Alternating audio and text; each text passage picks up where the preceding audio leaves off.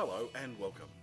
In this tutorial we're looking at the desktop version of the Tasks and Hazards module, which is named slightly differently in some systems, for example Risks and Tasks, but this triangular icon is common to this module across all systems.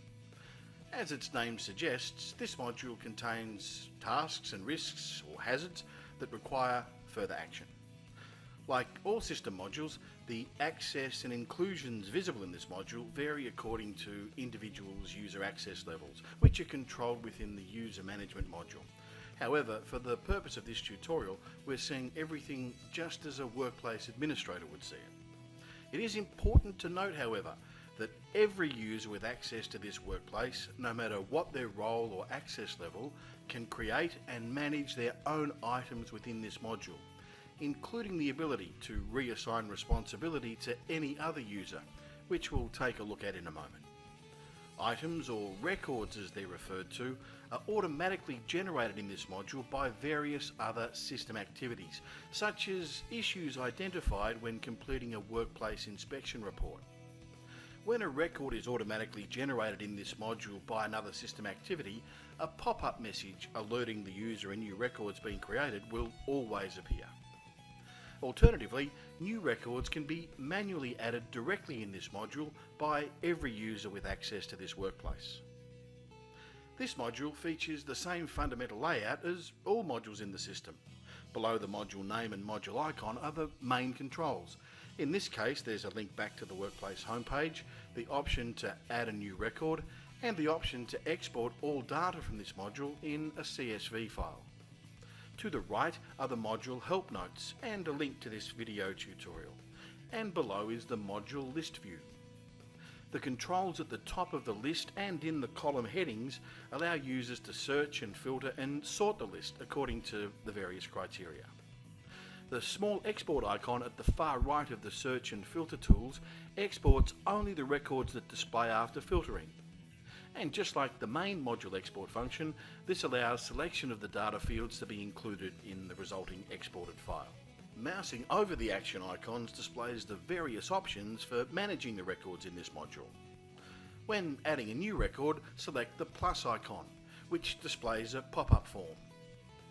The first two fields in the form, the date created and the author, are pre-populated, as would the description be if this record was automatically generated by another system activity.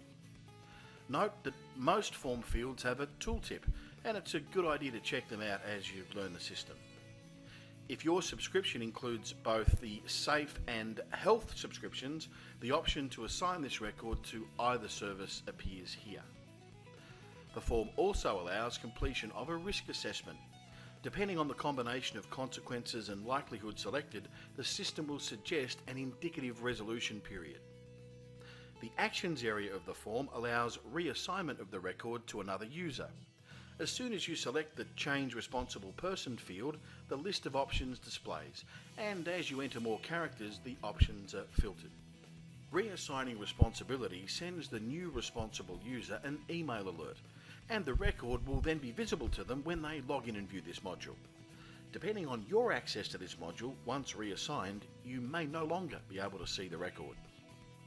The form also allows addition of notes relating to actions required and taken, as well as the ability to upload supporting material and set the due date, which is actually a required field. If the actions are already completed, you can mark the record completed at this stage. But remember, doing this won't allow further editing in the future, as the field tooltip explains. When the form's completed, click Save at the bottom. The new record will now appear in the list for further management as required. To manage a record, select an option that displays when you mouse over the Actions icon in the list view. And note that once a record in this module has been completed, it can still be duplicated, viewed or exported, but no longer edited. The actions in this module include the option to duplicate any record, which is handy if a record needs to be split into related items, which can then be managed separately or assigned to different users for completion. And that concludes this tutorial. For more information about this module, please refer to the help box at any time. Thanks for watching.